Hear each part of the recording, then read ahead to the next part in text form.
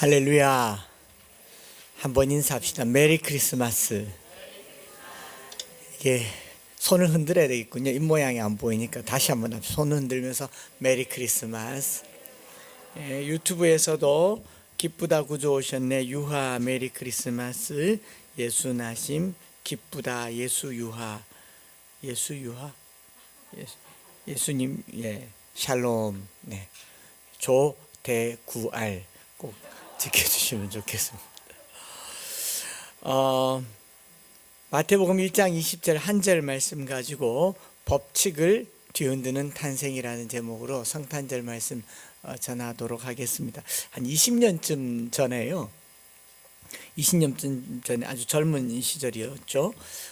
그쯤 됐을 때 같은데 30대 초반이었는데 그때 절교한 자칭 선배 선교사님이 있습니다. 절교한 지 20년쯤 됐습니다. 요즘 표현으로 하면 손절했죠. 손절. 제가 요즘 손절을 잘 하는 것 같은데 꼭 그렇진 않습니다. 저는 열린 사람입니다.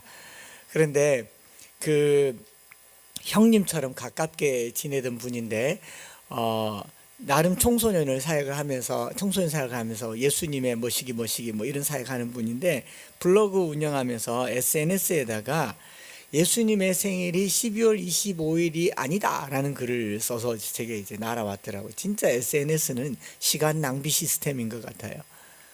그런 일에 에너지를 쓰고 있는 거 보면 그래서 이제 그 이유를 여러 가지로 설명하는데, 우선 예수님의 탄생은 12월 25일과 같은 눈 내리는 겨울이 아니라는 거죠. 당연히 이스라엘에 눈 내리는 지형이 잘 없기도 하겠지만 성경에는 뭐 그것도 그렇지만 이 12월 25일이 예수님의 탄생일이라고 하는, 성탄절이라고 하는 그런 날이 자체가 성경에 없지 않습니까?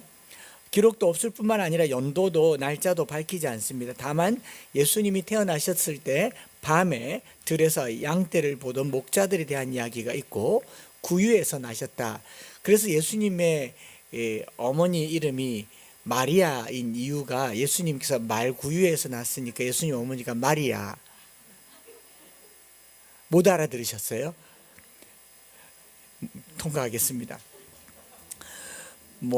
그런 누가복음에 나와 있는 짧은 이야기 뿐이죠. 그러다 보니 예수님이 탄생하신 날에 대한 연구를 하던 사람들이, 특별히 이스라엘의 지리적 배경을 잘 아는 사람이라면 예수님이 태어나셨을 때가 지금과 같은 12월 겨울보다는 여름이 더 합리적이라는 생각을 하기가 쉽습니다. 12월은 매우 춥고요. 유다 산지의 지형을 아는 사람들은 이 12월의 밤은 춥습니다. 그래서 양을 치던 목자들, 특별히 유다 광야에 지금도 살고 있는 베두인들은 12월 추운 겨울에 들판에서 양을 치지는 않는다라는 말이죠. 겨울에는 양떼를 보호하기 위해서 축사에서 주로 보냅니다. 특별히 겨울 이 날씨에 비가 오기 때문에 예수님이 겨울에 나진 않았을 거다라는 근거로 12월 25일은 성탄절이 아니다라는 말을 합니다.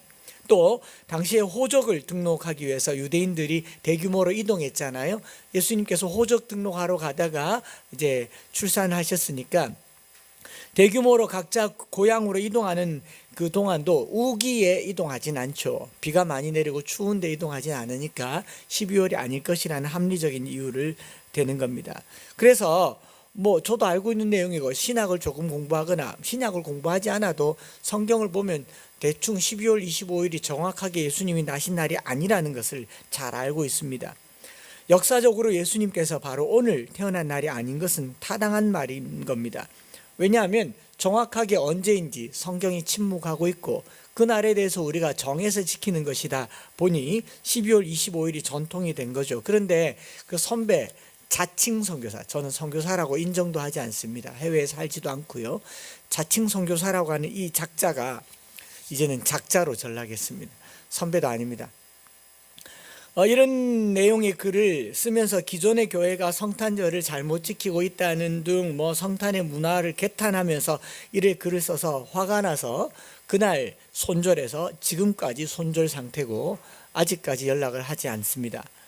이런 내용의 이야기는 주로 여호와의 증인들이 성탄절을 지키지 말아야 할 이유를, 그 날짜가 원래 12월 25일이 이 로마 시대의 태양신을 숭배하는 태양 축제일인데, 이게 성탄절이 되어서 흥청망청하는 날이 되었기 때문에 이 여호와 증인은 성탄절을 12월 25일로 여기지도 않고 당연히 예수님을 메시아로도 여기지 않는 사람들이기 때문에. 그런데 이런 이야기를 우리 개신교인들 안에서 굳이 이야기해야 되냐? 그것도 청소년들을 지도한다라고 하는 자칭 선교사가 이렇게 말을 한다라고 하는 것은 참 부적절하다 해서 끊었습니다. 누가 뭐라고 하든지 뭐 예수님의 탄생을 이렇게까지 왜곡시킬 수 있는가? 날짜가 왜곡됐다라는 걸 말하는 게 아니에요. 그랬는데 20년이 지났는데 아직도 잘한 것 같아요. 그분이랑 연락 안 한 게. 그런데 어제 20년 만에 카톡이 온 거예요. 제가 저랑 좀 더 친해 보려고 하는 건지, 카톡 첫 제목이 기쁜 소식입니다 라고 적혀서, 이야, 성탄에 기쁜 소식이 있구나. 그러고 글을 읽는데 뭐라고 적혀 있느냐 하면은 크리스마스 인사인 줄 알았어요. 밑에 내용에 정말 재벌은 남 못 준다고 이상한 내용이었습니다. 내용 읽으면 이렇습니다. 백신에 우리가 만든 백신에 기생충과 같은 이상물질이 있다고 말한 여의사를 징계한다던 의사협회가 의사의 기본 양심을 거스를 수 없어서 정부의 압력과 반발에도 불구하고 징계 계획을 철회하고 진상조사를 하기로 했으며, 의협이 강제 백신 접종에 반대하기로 입장을 바꿨습니다. 코로나 진실규명 의사회원분들 수고하셨습니다. 감사합니다. 기쁨을 나누고 싶어 소식을 전합니다. 이게 메리 크리스마스입니까? 난 3차나 맞았는데 지금 내 안에 지금 기생충이 얼마나 많이 들어왔는지 모르겠습니다. 그래서 어제는 제대로 손질해서 손절했습니다. 이제는 문자도 못 보내도록 차단시켜 버렸습니다. 이게 성탄 전날 보낼 기쁨의 소식입니까? 그 시간 낭비 시스템이라는 게 뭔지 아시겠죠? 그러니까 어른들이 보는 유튜브를 틀튜브라고 하지 않습니까? 왜 틀튜브라 그래요? 틀리 끼고 보는 유튜브라고 틀튜브라고 하잖아요. 제발 그런 거 보지 말라는 거죠. 나이 꽤나 먹어가지고 유튜브나 들어보고 있으니 문학책을 읽으시라고요. 고전을 읽으시고. 오죽하면 국회 대통령 출마했다가 떨어진 분이 틀튜브가 보수를 망친다라고 얘기하지 않습니까? 이런 글들을 날리니까 엉터리가 되는 거죠. 그래서 제대로 손질해가지고 차단에 숨김에 아예 그냥 확 지워버렸습니다. 적어도 선교사, 자칭 뭐가 됐든 자기 말에 영향력이 조금이라도 있다고 하는 사람들은 조심해야 되는 거죠. 그냥 가만히 있으면 되잖아요. 의사가 판단할 일이고 과학자가 판단할 일이고 전문가가 판단할 일이지 뭘 안다고 그렇게 하는지 모르겠습니다. 여러분 자기 생일 아시죠? 정확합니까? 시간이요? 보면서 났어요? 아니 나면서 봤어요? 대출 딱 엄마 지금 몇 시고? 응애 이랬습니까? 엄마 지금 며칠이고? 응애 그랬겠습니까? 그 생일일지 아닐지 어떻게 알아요? 옛날에는 출생하고 지금도 마찬가지죠. 출생신고가 늦으면 벌금을 냅니다. 아이 유기가 되기 때문에. 그래서 한 달 안에 출생신고를 해야 되는데, 옛날에는 몸조리 하다가 어영부영하다 출생신고가 늦어지면 실제로 태어난 날보다 훨씬 늦게 생일이 호적에 등록되고 출생신고는 또 이렇게 하기도 하잖아요. 여러분들이 자기 생일보다 자기 나이보다 내가 좀 나이가 들어 보인다 생각하면 신고가 잘못됐을 수도 있습니다. 노화가 좀 빠르다. 아니 실제로 나이가 그만큼 됐을 수도 있습니다. 모르는 얘기잖아요. 그럼 우리 생일은 어떻게 알아요? 부모가 말해주니까 알고. 그보다 더 중요한 거는 1년에 한 번 생일을 지킨다는 게 중요하죠. 정말 스스로 불행하다고 여기는 사람들은 생일이 윤달에 있는 사람들 아닙니까? 생일이 없어요. 그래서 그 어간을 비스무리하게 지키는 게 그게 생일입니다. 그렇지 않습니까? 그래서 다시 성탄절로 돌아와서요. 성탄절 실제로 기독교인들이 예수님의 생일 탄생과 관련된 날을 지키는 건 얼마 예수님 실제 생일 이후로도 한 몇백 년이 지난 일입니다. 한 4세기쯤 되어서야 탄생일에 대해서 관심을 기울이기 시작한 것은 사실입니다. 그러다 보니 200년, 300년이 지나서 예수님이 며칠 날 태어난지 알 길이 없죠. 제자들 당시에만 알았더라면, 해마다 케이크라도 한번 불었더라면 생일은 알았을 텐데 그 생일을 알 길이 없습니다. 그러다 보니까 생일을 그냥 임의로 정한 거죠. 성경의 사복음서의 기록은요, 예수님의 생일이 언제였는지에 대한 관심보다 예수님의 생애가 어땠으며 그의 죽으심과 부활이 어땠는지에 더 많은 비중을 두고 있습니다. 그래서 전체 기록의 반 이상 차지하는 게 십자가 죽음과 관련된, 부활과 관련된 사건이고, 생애가 반이고 탄생은 거의 다루고 있지 않다는 거죠. 그러다 보니까 생일을 알 리가 없고요, 한 2세기 말쯤부터 시작해서 4세기 때에 이르러서야 성탄절을 경축하고 기념하기 시작했습니다. 3세기에 교부 중에 오리겐이라고 하는 사람이 이런 말을 남겼거든요. 아니, 바로도 자기 생일을 축하하고, 아니 그 헤롯도 자기 생일을 축하했잖아요. 자기 생일에 축하받다가 충이 먹어서 죽잖아요. 아니, 세상에 악한 사람도 이렇게 축하를 받는데 성자들이나 혹은 성직자들이나 우리 예수님은 생일이 언제일까 하는 질문을 3세기에 와서 던졌고, 그때부터 이제 3세기의 가톨릭 교회 안에서 성직자, 소위 말해서 이제 교부들의 생일, 그래서 축일이라고 해서 생일을 축하하는 것이 하나의 문화가 되고 유행이 된 거죠. 그래서 그런 분위기에서 4세기에 와서야 비로소 예수님의 생일을 이날로 하자 하다가 두 개로 좀 좁힌 겁니다. 하나는 이제 서방교회라고 하는 서방 로마 제국에서 결정한 게 12월 25일, 오늘 이날이고, 또 하나는 동방에 있는 로마 제국 이집트와 소아시아에서 소위 말해서 주현절이라고 하는 1월 6일을 예수님의 생일로 지킨 거죠. 얼추 해보면 하나는 음력이고 하나는 양력인가 싶겠지만 어쨌든 두 날이 생일로 좁혀졌고, 지금도 아르메니안 교회라고 해서 지금도 아르메니안 교회는 1월 6일을 성탄절로 지키고 있습니다. 어쨌든 이렇게 해서 12월 25일이 거의 픽스가 됐고요. 말씀드린 것처럼 12월 25일은 태양의 탄생일로 지켰던 로마의 겨울 축제인 게 맞습니다. 맞고, 예수님이 빛이기 때문에, 내가 곧 빛이라고 했으니까 그래서 그 빛 되신 주님을 축하하기 위한 날이 바로 이 날이다라고 얘기를 한 거죠. 태양신을 숭배하는 날이 아니라 빛 중에 가장 빛이라면 예수님이다라고 해서 이 날로 교체한 거죠. 당시에 동지, 지난주에 동지였잖아요. 그래서 동지가 12월 25일인데 태양이 이 날을 기점으로 해서 가장 작아졌다가 이제 커지기 시작하는 때, 그래서 낮에도 좀 어둡고 밤에는 깜깜할 때가 동지인데, 이 밤이 길다라고 하는 날이잖아요. 이 긴 날에 태양신을 숭배하는 게 이제 12월 25일인데, 태양이 그리스도를 나타내기 좋기 때문에 이 날을 성탄절로 정하기도 했고, 또 하나는 선교적 이유 때문입니다. 이 태양신 숭배하는 이날, 그 나탈리스 인비치라고 하는 그 태양신 숭배하는 날, 로마 사람들이 너무 흥청망청하는 거죠. 밤이 기니까 밤에 나와서 술을 마시고 어마어마한 술 파티를 여는데, 이 문화가 너무 거대하니까 당시에 예수 믿는 사람들조차도 이날은 그냥 온통 길바닥에 술 먹고 엎어져 있는 게 하나의 그냥 관례처럼 된 거예요. 누구나 다 하니까. 누구나 다 하면요, 아무도 그 일에 대해서 죄책감을 안 느끼는 거 아닙니까? 그래서 교회의 지도자들이 이 날을 성탄절로 하여서 경건하게 보내자, 문화를 바꾸는 차원에서 성탄절을 12월 25일, 내부적으로는 목회적 차원에서, 그리고 외부적으로는 선교적 차원에서 세속 문화를 교체시키기 위해서 12월 25일이 성탄절이 된 겁니다.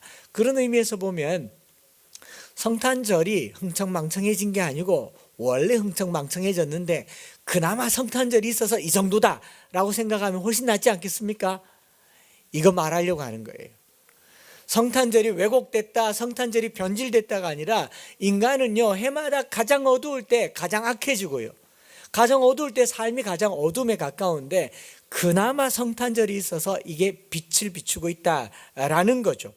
그래서 결론적으로 우리가 성탄절을 지킬 때 중요시해야 하는 것은 이 날짜보다는 성탄의 의미다라는 것이죠. 오늘 성탄절의 메시지 1년에 한 번 하는 거니까 이날밖에 할 일이 없지 않겠어요? 그래서 그 의미가 무엇인지를 살펴보려고 하는 겁니다. 우리가 지키려고 하는 것은 12월 25일을 지키는 게 아니라, 그 날짜가 아니라 12월 25일 날 예수님이 이 땅에 오셨다라고 하는 사건을 기념하는 겁니다. 나를 지키는 게 아니라 이 사건을 지키려고 하는 거죠. 교회의 절기가 상업화되고 세속적이 된 것은 유감스러운 일이지만 성탄절을 없앨 이유는 없다라는 말입니다. 그래서 그 선교사님이랑 손절해야 된다라는 거고, 그런 말 하는 사람이랑은 아예 카톡을 다 차단하시면, 이제는 알았어요. 저 오늘 알았거든요. 막 틀튜브 보고 이렇게 뭐 계속 공유하는 분들은 다 차단하면 되겠다 싶더라고요. 그래서 이제 그 신학적으로 우리는 이 날짜가 중요하지 않고요. 중요한 것은, 잘 들으십시오, 시간을 초월해서 하나님이 인간을 구속하시려고 시간 속에 오신 사건이 중요하다. 이게 이날의 의미다라는 거죠. 엄격하게 말해서 하나님이 인간이 되신 사건은요, 매일매일 기념해야 될 일이고, 매일매일 기념한 중에 그날을 가장 핵심적으로 지키는 날이 바로 12월 25일이다 라고 생각하면 될 겁니다. 25일 날 탄생했기 때문에 기뻐하는 것이 아니라 그분의 탄생을 기념하는 날이 오늘이다라고 말하는 거죠. 이걸 뭘로 보면 아냐면은 기독교 사전이나 한국 민족 문화백과 사전에 성탄절을 쳐보면 이렇게 나옵니다. 크리스마스에 대해 예수 그리스도의 탄생을 기념하는 날이라고 언급되어 있어요. 예수님 생일이 아니고 예수의 탄생을 기념하는 날. 민족문화백과사전에도 정확한 예수님의 탄신일은 알 수가 없으나 그날을 기념하는 날을 12월 25일로 정해 지키고 있다. 좀 이해가 되시죠? 기념하는 거. 생일이 모른다고 생일이 없는 건 아니잖아요. 부모님이 누군지 모른다고 부모가 없습니까? 그렇죠? 생일이 모르지만 이 날을 나신 날로 여기는 거예요. 여기는. 그래서 그 날을 오늘이라고 얘기하고, 오늘 예수님께서 탄생하신 날을 기념하는 이날 성경 말씀은 마태복음 1장 20절에 이렇게 말합니다. 다윗의 자손 요셉아, 네 아내 마리아 데려오기를 무서워하지 말라. 그에게 잉태된 자는 성령으로 된 것이니라. 날보다 더 중요한 것은 어떻게 나셨느냐가 더 중요한 거죠. 예수님이 언제 태어났는지 그 날짜에 대한 정확한 이 기록과 정보는 성경에 거의 아예 없습니다. 아예 없는데 어떻게 났는지는 조금 있습니다. 어떻게 나셨으며 어떻게 우리에게 오셨는지는 조금 있는데, 그것을 성경은 한마디로 이렇게 합니다. 그에게 잉태된 자는 성령으로 된 것이니라. 성령으로 잉태되어 처녀 몸에서 나셨다는 이 놀라운 사실을 복음서가 기록하고 있다라는 겁니다. 다시, 중요한 것은 언제 태어났느냐가 아니라 어떻게 태어났느냐입니다. 또 언제 태어났느냐가 아니라 왜 오셨느냐죠. 성경은 정확하게 말합니다. 성령으로 잉태되어 마리아에게서 나셨고 우리를 구속하기 위하여 오셨다. 이게 성탄절날 계속 되뇌어야 할 기쁨의 소식인 거죠. 제가 지난 한 달 동안 대림절 4주간을 보내면서 구약학자로 아주 훌륭한 분이신 월터 브루그만 박사님의 월터 브루그만과 함께하는 대림절 묵상이라고 하는 이 책자를 가지고 매일매일 성경 말씀을 한 절씩 아침마다 묵상을 하고 이렇게 글을 쓰고 했었습니다. 그 책으로 아침마다 말씀을 묵상하는데 어제 말씀이 마태복음 1장 20절 말씀이었고요. 그 위에 제목이 뭐라고 적혀 있냐면 법칙을 뒤흔드는 탄생, 오늘 제목이죠. 그 제목을 제가 가져와서 그대로 썼습니다. 법칙을 뒤흔드는 탄생. 딱 봐도 너무 상큼하고 너무 통쾌하고 정확한 번역이다 싶은 거죠. 해석이다 싶은 거죠. 법칙을 뒤흔드는 탄생. 예수님의 탄생은요, 자연 법칙 속에 있는 탄생이 아니라 이 자연에 있는 모든 법칙을 뒤흔드는 놀라운 사건에 해당한다라고 얘기하면서 예수님의 탄생에 대한 모든 종류의 기대와 바램은요, 우리의 상식을 뛰어넘는다라는 것을 말해주고 있는 거죠. 우리가 생각하는 그 생각을 뛰어넘는 놀라운 사건이 탄생이다, 성탄이다라고 얘기하면서 그것을 성경에서는요, 성령으로 잉태되었다라고 말하고 있습니다. 이 자연 법칙 안에서 예수님의 탄생을 설명하려고 하니까 12월 25일이 맞느냐 안 맞느냐, 처녀가 아이를 가질 수 있느냐 아니냐, 가상 임신은 아니냐, 또 가상으로 온 것은 아니냐, 가현설을 얘기하는데, 예수님의 탄생은 성경이 명확하게 말합니다. 성령으로 잉태되었다. 이 말은요, 자연 법칙을 뒤흔드는, 자연 법칙을 뛰어넘는 하나님의 일이다, 믿으시기 바랍니다. 이게 잘 안 믿어지시면요, 조금 더 얘기를 해볼게요. 성령께서 우리 가운데 하시는 일들 중에 그냥 개인적으로 가끔 스스로에게 일어날 수 없는 기적 같은 일이 일어나면 분석하시겠습니까? 해석하시겠어요? 이해가 안 되니까 제가 설명을 하면, 제가 오늘 자고 내일 일어났는데 하룻밤 사이에 키가 20cm가 컸습니다. 일어나 보니까 바지도 짧고 침대도 짧고 저희 집 사람이 저기 알로 보이고 세상이 달라졌어요. 눈높이가 달라졌어요. 그런데 제가 그 순간에 이게 무슨 일이지? 잔 동안 무슨 일이 일어났지? 어젯밤에 내가 자기 전에 뭘 먹었지? 잠자리는 어떻게 했지? 그걸 분석하고 있었겠습니까? 일자로 잤을까? 엎드려서 잤을까? 대자로 잤을까? 이걸 분석하고 있었겠습니까? 8시간 잤을까? 6시간 잤을까? 이걸 분석하고 있겠습니까? 이 자연 법칙에서 벗어난 제 몸의 20cm는요, 저는 그냥 받아들일 겁니다. 경이로움과 경외로움과 감사함으로 할렐루야, 지금도 믿고 싶어요. 그리고 이런 일이 내게 일어났다면 저는 당장 홈플러스를 갈 거예요. 바지를 바꿔 입어야 되니까. 지금도 믿고 싶네요. 이걸 정리하면 이런 겁니다. 법칙을 뒤흔드는 성장. 법칙을 뒤흔드는 발전이 있는 거예요. 법칙을 뒤흔드는 탄생이 예수님의 탄생이에요.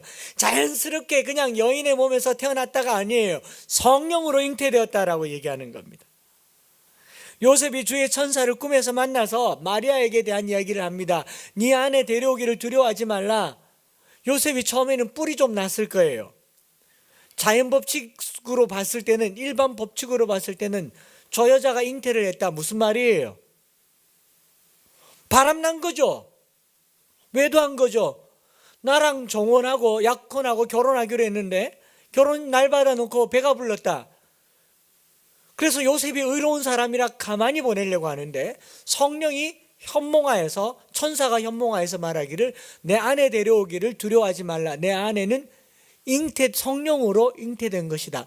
요셉의 귀에 들린 천사의 음성은요, 자연 법칙을 넘어섰다라는 겁니다. 성탄절은요, 우리에게 어떤 희망이 주어지는가 하면, 주님이 이 땅에 오신 그 사건 자체가 우리에게 기적의 시작을 알리고 있습니다. 우리의 삶 속에 자연 법칙으로 되지 않는, 일반 법칙으로 되지 않는 놀라운 일들이 성령 안에서 시작될 것을 예고하는 예표인 것입니다. 원래 성경 기록 자체가 자연 법칙을 뒤흔드는 놀라운 사건의 연속입니다. 여러분, 창세기 1장 1절에 땅이 혼돈하고 공허함이 흑암이 깊음 가운데 있을 때 하나님의 영, 성령은 수면 위에 운행하셨습니다. 이때도 자연 법칙을 뒤흔들었습니다. 없던 곳에 땅을 만들고 없던 곳에 하늘을 만드셨습니다. 성령은 물을 유로 만드셨습니다. 이거 믿어지십니까?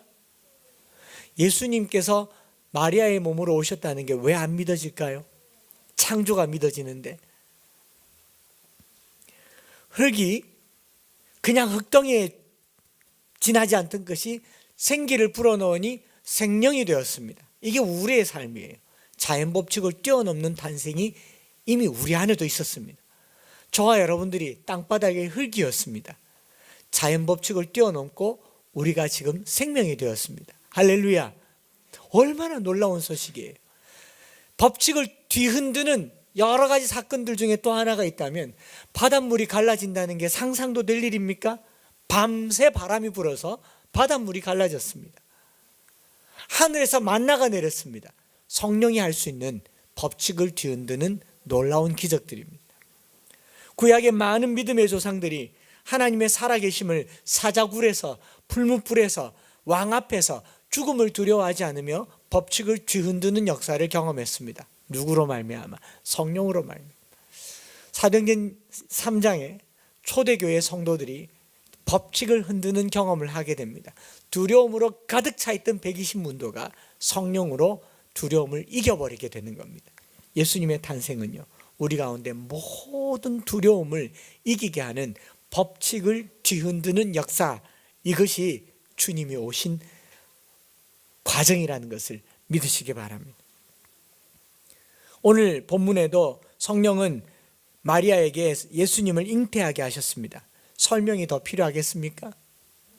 창조의 바람으로 세상을 만드셨고요, 생명의 바람으로 우리의 흙에게 생기를 불어넣어 주셨습니다. 이 한 구절은 예수님께서 세상에 오실 때 세상 법칙이 아닌 하늘의 법칙에 적용되었다라는 사실을 말하고 있고, 저와 여러분들이 예수를 믿는다라고 하는 사실은 세상 법칙을 넘어서 살아가는, 소위 말해서 세상 법칙대로 살지 않는 사람들에게 성령이 일하실 것을 기대하게 하는 첫 단추가 성탄절이 된 줄 믿습니다. 그래서 저는 오늘도 기대합니다. 우리의 삶 속에요, 내 계산과 내 속된 말로 내 통밥을 뛰어넘는 하나님의 법칙이 적용되기를 축복합니다. 오늘 이 시대는 창조의 때와 같이 공허하고 흑암이 짙고 구원받지 못할 것 같은 절망이 이 시대를 지배적으로 다스리고 있습니다. 타락하고 파괴된 세상 법칙은요, 결코 스스로를 구원할 수가 없습니다. 그런 세상에 성령께서 구원자라는 이름의 예수를 우리에게 선물로 주셨습니다. 성령께서 구원자, 메시아, 예수라는 이름의 선물을 아이로 우리에게 주셨습니다. 이것은요, 세상의 기적이 여기에 있다라는 것을 말하는 거죠. 성탄절의 가장 큰 선물은요, 법칙을 뒤흔드는 예수 그리스도, 성령으로 잉태된 예수 그리스도, 그분이 저와 여러분들에게 선물이 되는 줄 믿습니다. 제가 성탄절을 보내면서 올해처럼 조용하게 보낸 적이 있었던가, 특송도 성극도 디너 파티도 아무것도 없는 그냥 이렇게 노멀한 성탄절을 보낸 적이 있었는가 싶은데요, 그 마음에 쑥 지났는데 오늘도 새벽에 주님께서 그렇게 말씀하셨어요. 나 같은 선물이 어딨냐? 나 같은 선물이 어딨냐? 성령으로 잉태된 우리 주님이 저와 여러분들에게 선물이 되셨습니다. 오늘은 이거 말고 없어요. 표정이 왜 그렇습니까? 이 주님이 저와 여러분들에게 선물이 되기를 바랍니다. 예수님께서 처녀의 몸에서 나셨다라는 것, 생물학적이고 의학적인 분석이 필요하지 않습니다. 그것은 법칙을 뒤흔드는 탄생이기 때문에 그렇습니다. 우리는 감탄하고 감격하고 받아들이면 됩니다. 월터 브루그만은 이렇게 말합니다. 여러분, 준비하십시오. 하나님의 선물이 여러분들의 상식을 뒤엎으실 것입니다. 천사가 전하는 새로운 약속을 붙들고 편히 쉬십시오. 여러분들은 안전해질 것입니다. 오늘 예수 그리스도와 함께 성탄을 선물로 누리시기를 바랍니다. 그리고 이렇게 성령으로 잉태된 성자 예수님이 하신 일을 시편 113편 5절부터 9절은 이렇게 표현하고 있습니다. 같이 한번 읽어볼까요? 한 절씩. 5절 시작. 여호와 우리 하나님과 같은 이가 누구리요? 높은 곳에 앉으셨으나, 예수 그리스도 높은 곳에 앉으셨어요. 6절 스스로 낮추사 천지를 살피시고, 주님이 오셨어요. 성령으로 잉태된 예수님이 낮아지셔서 천지를 살피십니다. 2022년도에 이 코로나를 살피시는 분이 주님 되시기를 바랍니다. 뿐만 아니라 7절에 가난한 자를 먼지 더미에서 일으키시며 궁핍한 자를 거름 더미에서 들쳐 세워라고 말하죠. 8절 읽을까요? 지도자들 곧 그의 백성의 지도자들과 함께 세우시며, 9절 또 임신하지 못하던 여자들을 집에 살게 하사 자녀들을 즐겁게 하는 어머니가 되게 하시는도다. 할렐루야. 성탄은요, 세상을 뒤집는 작업입니다. 법칙을 뒤흔들면서 세상의 자연 원칙을 뒤집는 작업이에요. 높은 곳에 앉으셨으나 낮은 곳으로 오셨고요, 가난한 자를 진토에서 올리십니다. 가난한 자를 먼지더미에서 올렸다라는 말은 이 죄를 뒤집어 쓰며 사는 사람들을 옛날로 치면 이 노숙자들이에요. 노숙자들. 그 다음에 그 구더기에서 먹을 것을 찾는 이 그냥 쓰레기 더미에서 먹을 것을 찾는 사람들을 궁핍한 사람들이라고 얘기합니다.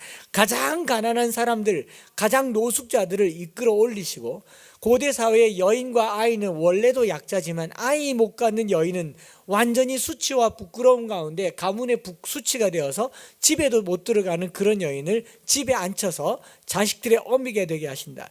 이게 세상이 법칙으로는 안 되는 일이죠. 세상에서는 안 되는 일입니다. 그런데 예수님이 오셔서 하시겠다는 게 바로 이 일이에요. 세상의 법칙으로는 죄를 뒤집어 쓰며 살아가는 가난한 사람들, 또 쓰레기 더미 뒤지며 먹을 것을 구하는 궁핍한 사람들, 아이가 없어서 고통하며 수치를 당하는 모든 사람들에게 성령의 법칙은요, 세상의 법칙을 뒤흔드는 기적이 시작된다, 희망이다라는 겁니다. 그래서 성탄절은요, 성령으로 탄생하신 날이 성탄절입니다. 거룩한 탄신일이라고 볼 수도 있겠지만 성령으로 탄생하셨다. 이 성령이라는 단어를 빼먹지 마시기 바랍니다. 성령께서는 오늘 저와 여러분들의 삶에도요, 세상의 법칙을 뒤흔드는 놀라운 일을 만들어갈 줄 믿습니다. 말씀 마치면서요, 예수님의 탄생이 세상과 반대되는 법칙을 뒤흔드는 이야기가 언제든지 많았는데, 제가 말씀 준비하면서 보니까 2005년도에 메리 크리스마스라고 하는 영화가 방영이 됐는데, 이 영화의 한 장면을 보여드리고 같이 한번 기도하려고 합니다. 이게 뭐냐면은 1914년 11월에 1차 대전이 한창일 때 전쟁이 잠깐 소강되고 겨울이 되어서 물자가 보급되지 않아서 서로 이제 전선에서 마주보고 이제 서로 이렇게 마주보고 총을 쏘면서 계속 교전을 하고 있는 이 상황에 있는 유럽의 전쟁터 서부전선이라고 있습니다. 서부전선이 길게 있는데 그 서부전선에서 11월, 12월을 보내면서 전쟁이 잠깐 중단된 적이 있습니다. 그걸 크리스마스 정전이라고 해요. 크리스마스 정전.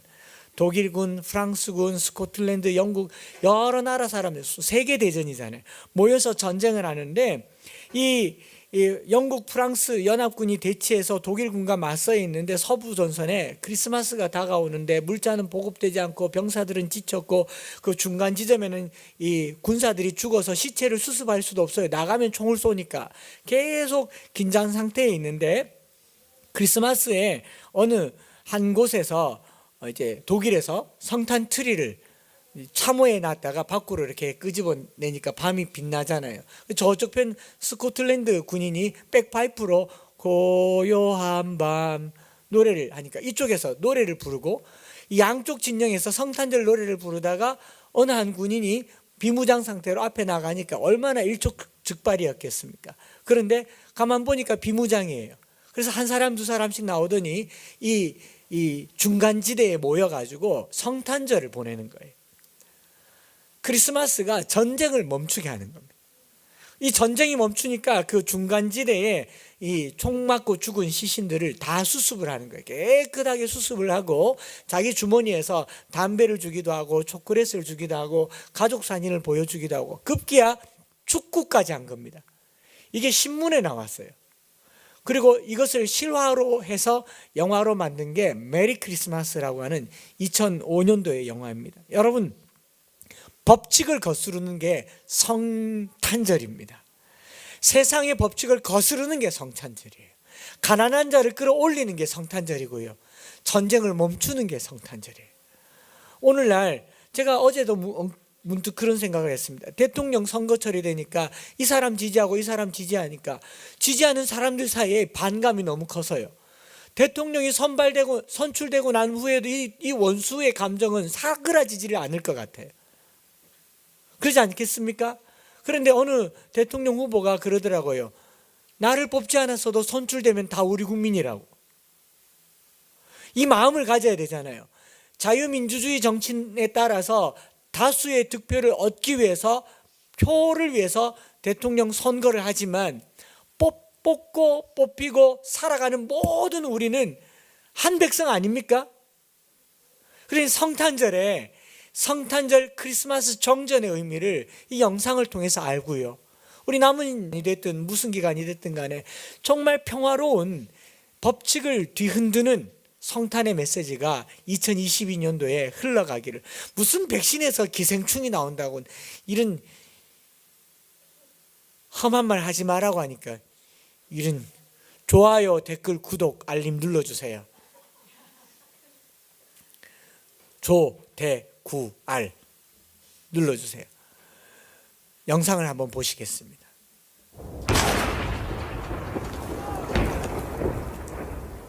Jenkins, open. No.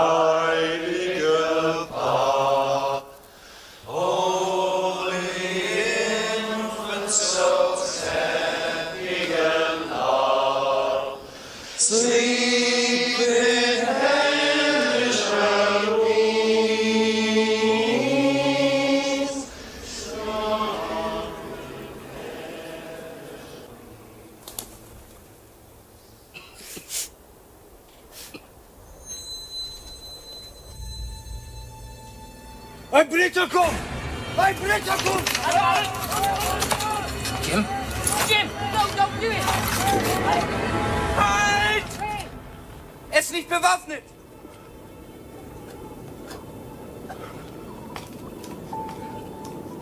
Nein, Otto! Jim!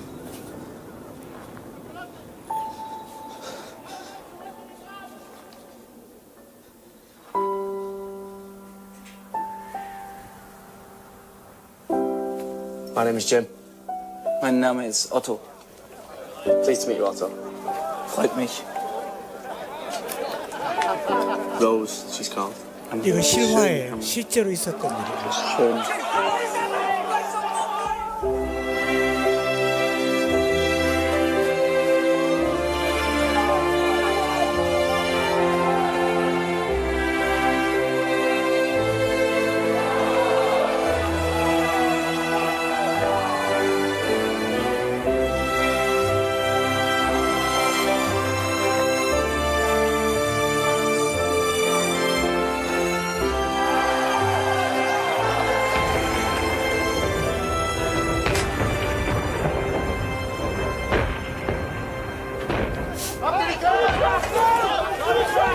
Danke.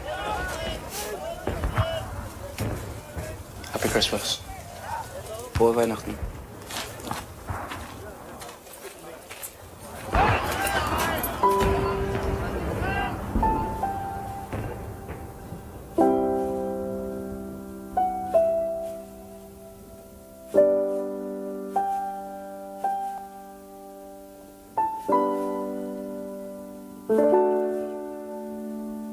네.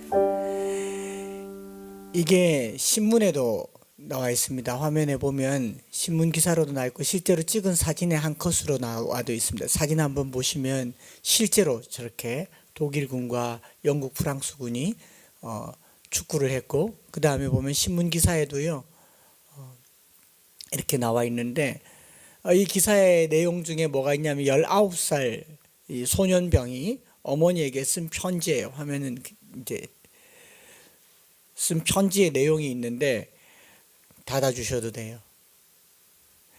편지의 내용이: 어머니, 제가 지금 크리스마스를 보내고 있습니다. 제 손에는 이 왕실에서 준 담배대가 있고 담배가 꽂혔는데 이 담배는 독일제 담배입니다. 그러니까 어머니, 제가 왜 독일제를 들고 있는지 혹시 놀라시겠죠? 제가 독일인에게 포로로 잡힌 게 아닙니다. 독일 사람이 제게 줬어요. 독일 사람을 만났냐고요? 네, 저희들은 독일인과 크리스마스를 보냈습니다. 왜냐하면 예수님은 우리에게 선물이잖아요. 이게 기록으로 나와 있어요. 여러분, 성탄절만큼이라도 평화로웠으면 좋겠습니다. 이 날을 가지고 좋니 나쁘니 뭐 이런 것보다 정말 그리스도의 평화가 이 법칙을 뒤흔드는, 예수님께서 왜 인간으로 오셨겠어요? 하늘에서 그냥 내리면 안 될까요? 승천하실 때 구름 타고 올라가셨는데 구름 타고 오셔도 되는데 왜 성령으로 마리아에게 오셨겠어요? 성령으로 오셨단 말은 인간 법칙을 따르지 않겠다. 성도들은요, 인간 법칙을 따르는 사람들이 아닙니다. 신의 법칙을 따르는 사람입니다.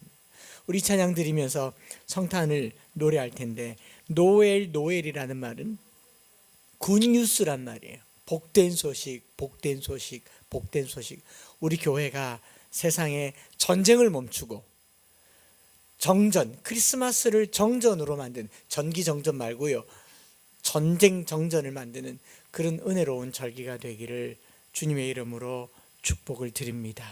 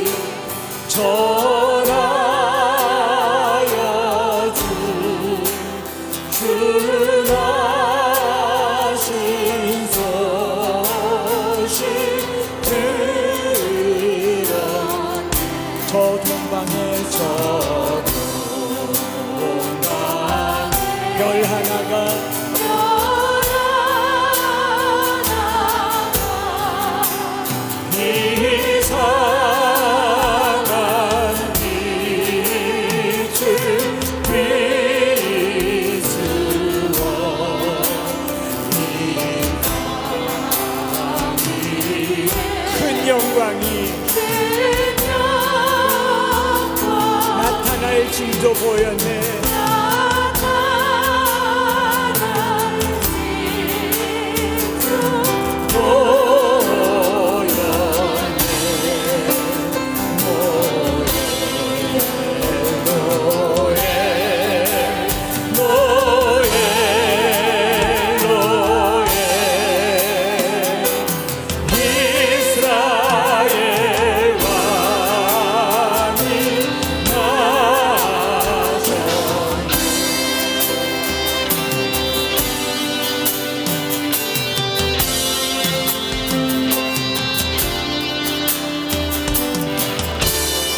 우리 모두 자리에 일어나서 찬양 드릴까요? 동방박사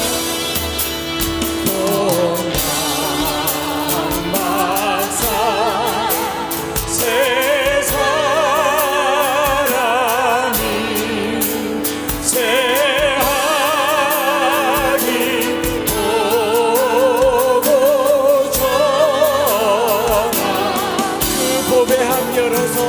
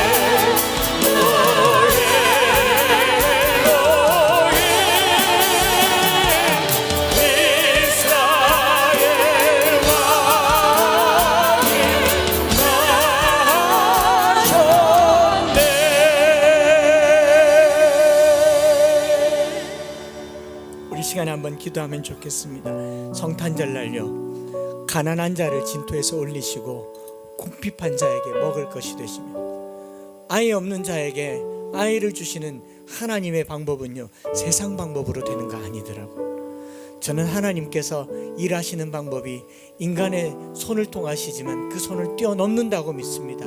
이 성탄절이 2년을 이 위기 가운데서 온 세계가 고통하고 있고요. 코로나도 코로나인데 지난주 중에는 필리핀에 태풍이 와서 얼마나 고통당하는지 알 길이 없습니다. 이 성탄절이 상식을 뛰어넘고 법칙을 뛰어넘는 하나님의 기적이 되게 하옵소서.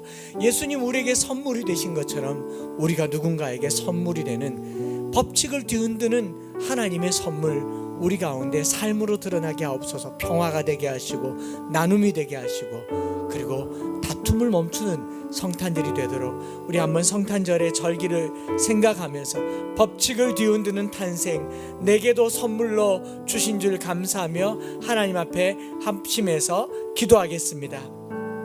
노예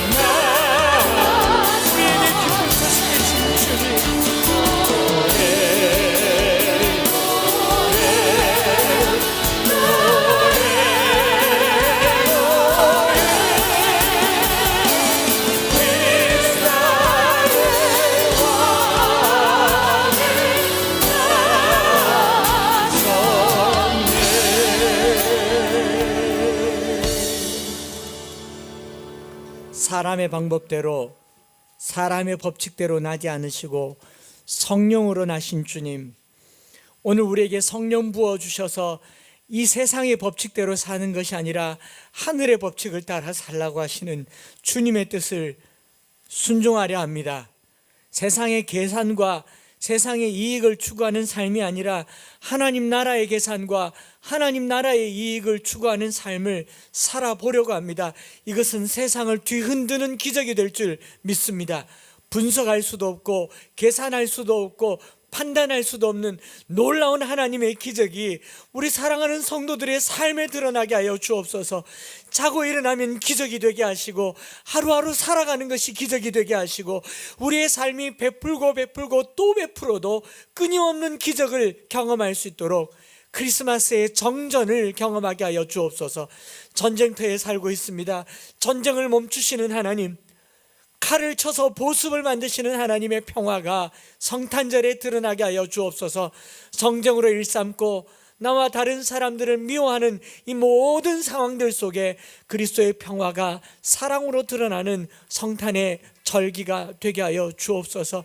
우리를 한없이 사랑하시는 주님, 우리에게 그 성령 부어주셨사오니 성령으로 살아가는 우리의 삶이 매일매일 기적이 되기를, 이 땅이 기적이 되기를 간절히 소망하며, 구주 예수 그리스도의 크신 은혜와 아버지 하나님의 놀라우신 사랑하심과 성령 하나님 위로 교통 충만 역사하심이 우리의 삶이 법칙을 뒤흔드는 탄생으로 세상의 법을 따르지 않고 하늘의 법을 따라 살아가며 성령을 따라가기를 소망하는 사랑하는 모든 형제 자매들 머리 위에 이제로부터 영원토록 함께 있을지어다. 아멘.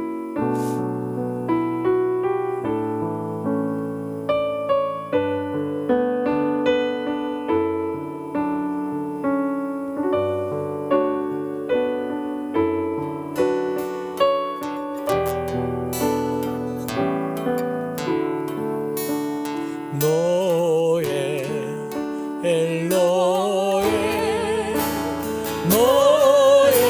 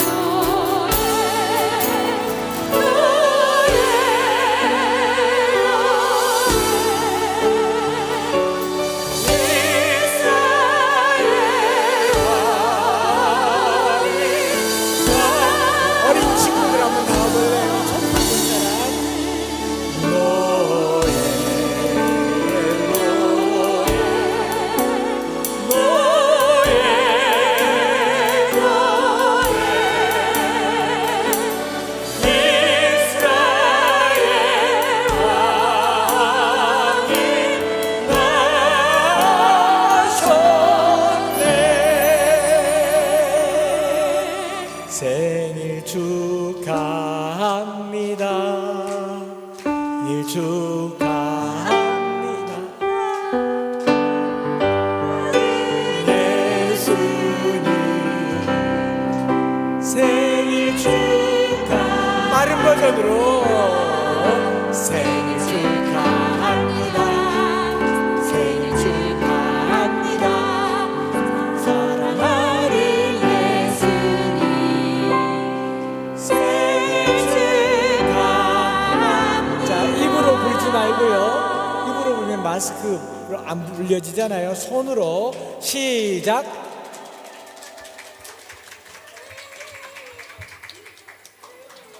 자, 축하합니다. 네. 얼굴에